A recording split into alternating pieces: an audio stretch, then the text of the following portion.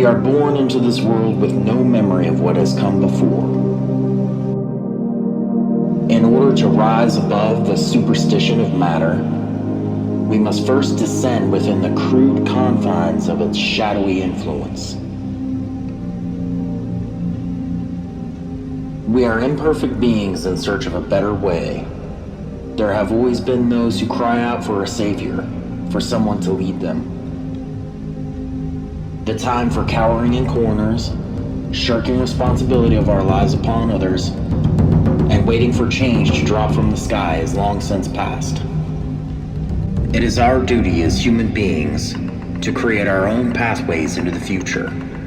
In this, our current age, carrying on like spoiled children when life doesn't go as expected is infantilism to the very core. Descent into materialism gives us a fresh start in life by delivering us with no memory onto our chosen paths. The concept of each individual life being created by their own will should be easy to integrate for those who do claim responsibility for their existence. For those who find these truths difficult to grasp, keep developing your abilities of taking action and choosing decisively at the nascent point of situations. Then gradually, you'll begin to comprehend the myriad depths of free will along with the existential implications contained therein. Reflecting deeper as we traverse this map of words, we naturally think to ourselves, truly we are born into this world. However, from whence do we come? If we search our oldest memories, it would seem we come from darkness. Yet we don't have to dig deep to recall. We are born with fresh eyes because knowing our life purpose out of the gate would soil our intended task, our very reason for being here.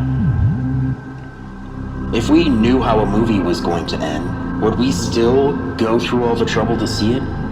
Some might say yes, but in the end we'll only hear them complain for the duration because their experience has been wrecked.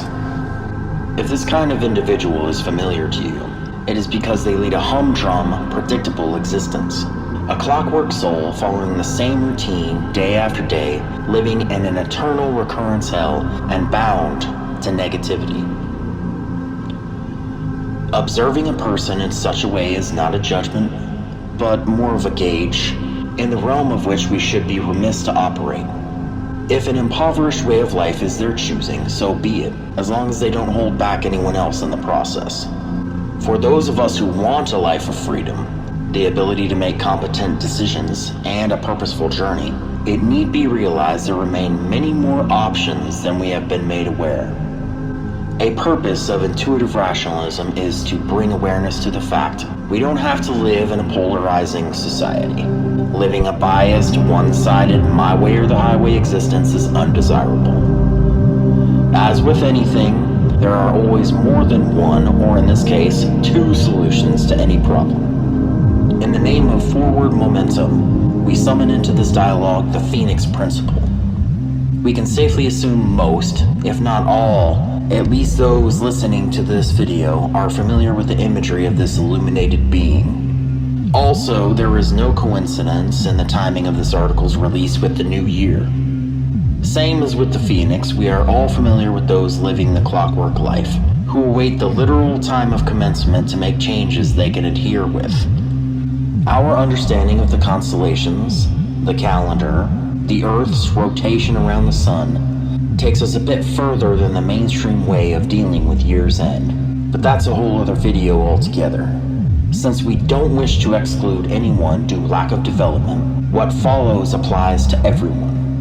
So the concept can be worked through up to the varying degrees of personal attainment.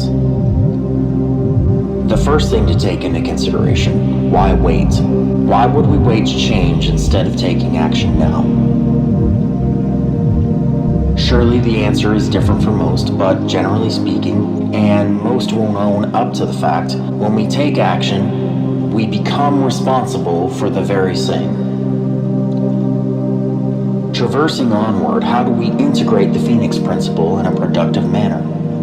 Feasibly, we could start with desire. When we desire to become something more, we summon the forces of destruction. A truth of existence being, we can't just have whatever we wish to attain all at once. In most instances, the new must completely replace the old. At very least, even a well-developed thought simulation won't be perfect, but will have concepts that can be carried forward fruitfully while the useless bits are burned away.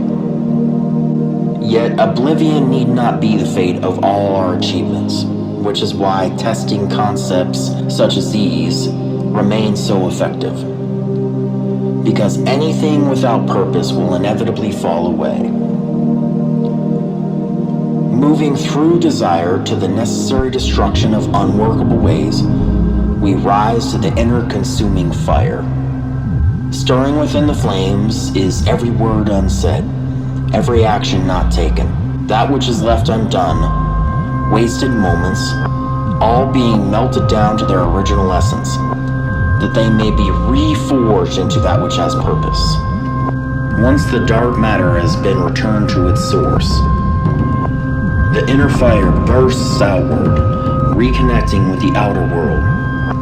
Now synthesized, these burn everything that was before to ashes.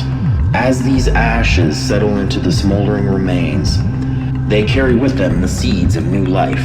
For a time, there is only silence. While this time passes on, something slumbers beneath the surface, until the moment comes that desire is reincarnated in a new form, a new attainment. This breathes new life into the swirling ashes.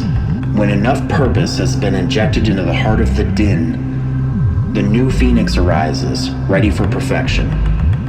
As stated before, we can acquire knowledge of the Phoenix Principle by starting with day-to-day training. When our day begins, we rise up, set to daily tasks, reflect on what we've done, then wind back down to the next sleep.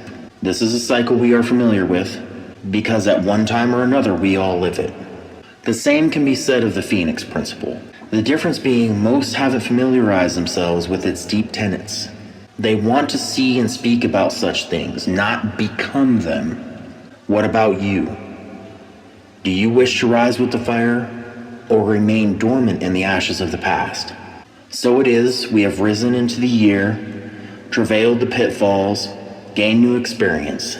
On this, the descending eve of commencement, I wish everyone the best moving forward. Thanks for a great year, so much more to come.